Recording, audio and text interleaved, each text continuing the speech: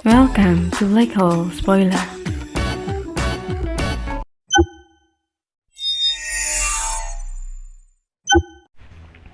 Chapter 496. Kegiatan malam hari. Cahaya berkilau dari matahari terbenam memperlihatkan area berwarna merah darah. Ada darah menetes dari puncak menara kultivasi halaman suci Suiyue. Sebuah mayat perlahan jatuh dari udara dan menabrak sungai darah di bawah dengan percikan keras. Suara tubuh yang jatuh dengan tenang tetapi tampaknya bergema melalui kesunyian yang sunyi. Setelah itu, tidak ada yang tahu bagaimana cara Duan Tianlang mati. Dia telah bertindak seperti seorang pengecut hingga akhir dan mengambil nyawanya sendiri untuk menghindari lebih banyak penderitaan. Satu-satunya yang menyaksikan kematiannya adalah pasukan Cizie. Mereka adalah satu-satunya yang akan tahu bagaimana Duan Tianlang mati. Di tanah, pasukan Cizie semua menatap mayat Duan Tianlang yang jatuh dari menara.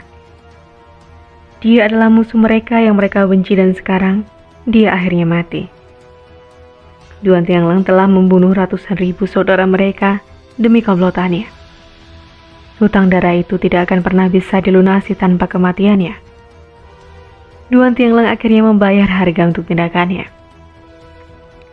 Semua orang mengangkat kepala dan melihat ke Lin Feng di bagian atas menara kultivasi. Lin Feng tidak mengecewakan mereka dan melakukan persis seperti yang dijanjikan. Duan Tianlang sudah mati dan mereka akhirnya membalaskan dendam. Pada saat itu, hampir tidak ada suara di dalam halaman suci Suiyue, karena hampir semua muridnya telah mati. Terlepas dari beberapa yang bisa disembunyikan di sudut-sudut gelap, semua orang sudah mati. Hal itu tidak akan lama sampai orang-orang yang bersembunyi akan ditemukan dan dibunuh. Di bawah sinar matahari terbenam, baju besi merah pasukan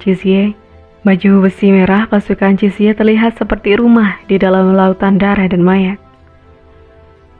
Lin Feng melihat ke halaman suci Suiyue. Pada saat itu ia berada di titik tertinggi di seluruh halaman. Semuanya terlihat olehnya. Ini sudah berakhir, kata Lin Feng dengan suara rendah. Halaman suci Suiyue telah dihancurkan dan Duan Tianlang telah mati. Hanya musuh-musuh yang paling berpengaruh dan kuat yang masih hidup, Sekte Wanzhou dan Klan Yu, dan juga tokoh-tokoh yang bersembunyi di balik bayang-bayang kota kekaisaran. Lin Feng telah datang ke kota kekaisaran dan belum terpengaruh oleh perasaan pribadinya.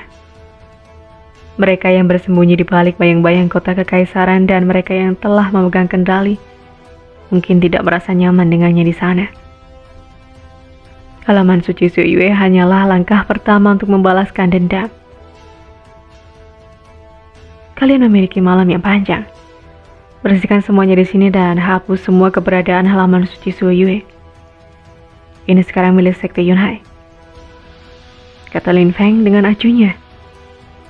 Suaranya bergema hingga kejauhan, memungkinkan semua orang di kota mendengar kata-katanya. Sejak hari itu, halaman suci Suiyue akan menjadi bagian dari Sekte Yunhai. Setelah Lin Feng menghancurkan halaman suci Suiyue, ia tidak kembali ke rantai gunung Yunhai. Sebaliknya dia merebut wilayah halaman suci Suiyue sebagai bagian dari Sekte Yunhai. Sekte Yunhai sekarang mengklaim wilayah dan menjadi kekuatan di dalam kota kekaisaran.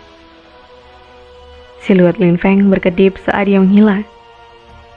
Matahari yang terbenam perlahan mengubah langit merah, menciptakan dunia merah yang mengelilingi pasukan Cizie. Cahaya redup malam itu sepi dan suram seperti air. Malam itu sangat tenang.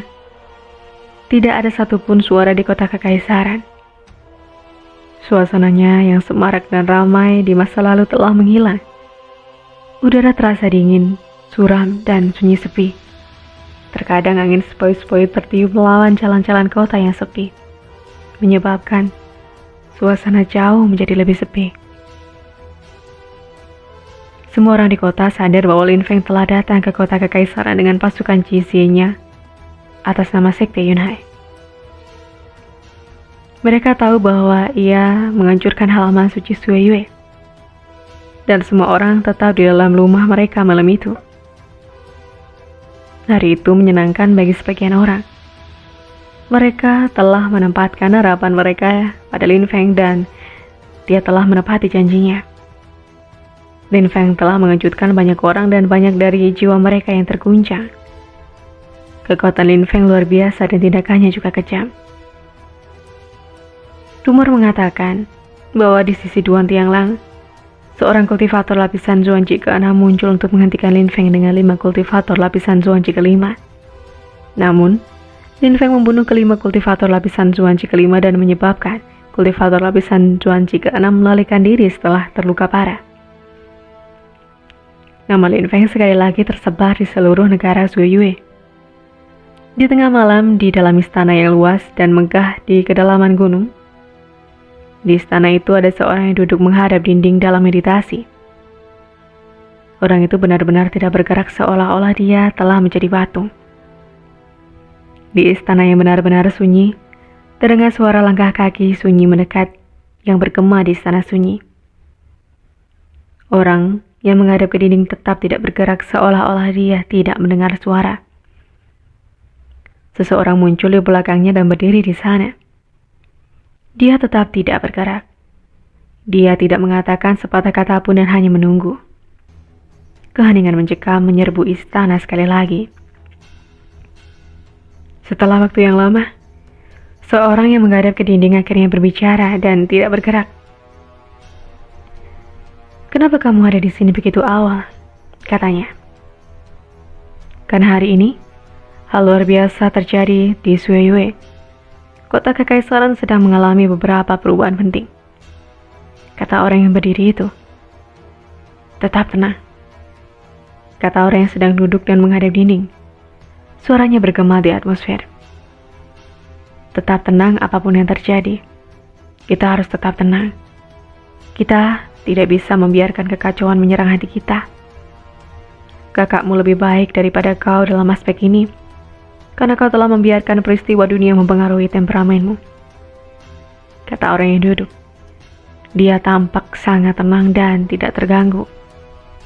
Setelah terdiam beberapa saat, orang yang berdiri mengulangi kata tenang dan mengangguk. Jelas bahwa dia gelisah. "Katakan apa yang terjadi," kata orang yang menghadap dinding. "Kau sudah tahu apa yang terjadi selama kompetisi nasional?" Yue Menghi muncul. Sekarang saat kompetisi hebat itu mendekat, anggota Kekaisaran Gunung Naga telah tiba dengan beberapa orang dari Tianfeng. Tetapi Lin Feng membunuh beberapa orang dari pihak Tianfeng. Kemudian hari ini dia menyerbu halaman suci Zuoyue dengan pasukan dan mulai membantai, kata orang yang berdiri.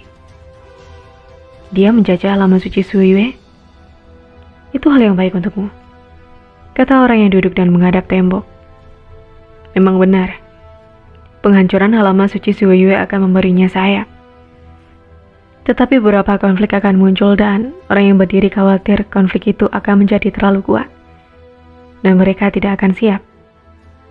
Lin Feng telah datang ke kota kekaisaran. Ini adalah hal yang tak terduga. Tindakan Lin Feng berada di luar perhitungan.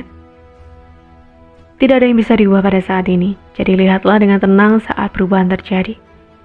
Yang kau butuhkan sekarang adalah waktu. Ingatlah itu," kata orang yang duduk dan menghadap tembok. Pria muda yang berdiri mengangguk. Dia tentu saja tahu bahwa dia membutuhkan waktu. Dia tahu itu lebih baik daripada orang lain. Ada beberapa kepanikan di dalam klan Yue juga. Mereka ingin mengusulkan pernikahan antara Yue Tiangming dan Xin Ye. Ekspresi wajah pria itu telah berubah untuk pertama kalinya. Dia kemudian berkata, "Orang tua itu Yue Qingsan sama kerasnya dengan sebelumnya. Biarkan mereka tahu bahwa persatuan yang mereka usulkan telah ditolak. Karena Xin Ye memuja Lin Feng, kami akan menyetujui bersatunya mereka." "Kau tidak menantang persatuan mereka? Itu hal bagus," kata pemuda itu sambil tersenyum. Kekuatan pemahaman Lin Feng luar biasa dan menakutkan. Dia tidak lebih lemah dari Yue Tiangming. Dia memiliki bakat luar biasa dan terus menciptakan kekayaan sendiri. Mengapa pria itu harus menantang persatuan mereka? Persaingan Yue Tiangming dan Lin Feng akan sangat menarik. Kau datang untuk persetujuanku? Jangan khawatir. Lakukan saja apa yang kau inginkan. Sui Yu sudah menjadi milikmu. Apa yang perlu kau khawatirkan? Pergi dan bersikaplah berani. Kau sangat cerdas. Bahkan jika rencanamu gagal, aku tidak akan mengatakan apa-apa. Sisanya adalah surga yang memutuskan. Kata orang yang menghadap tembok itu. Orang yang duduk itu percaya diri. Dia percaya pada pemuda itu. Dia telah memberinya kendali atas Sui Yue. Di Sui Yue sangat sedikit orang yang tahu siapa yang memerintah negara. Hanya mereka yang ada di istana yang tahu bagaimana negara itu diperintah. Pria muda itu sedikit membungkuk di depan ayahnya dan kemudian mulai mundur. Dia tidak berbalik. Dia mundur dengan membungkuk pada ayahnya. Istana itu sangat besar. Ketika pemuda itu menghilang di kejauhan, keheningan yang menakutkan menyerbu istana misterius kembali. Itulah cerita lanjutan dari Peerless Marshal of God. Nantikan kelanjutan cerita ini dengan cara subscribe dan tunggu kelanjutan ceritanya hanya di Black Hole Spoiler.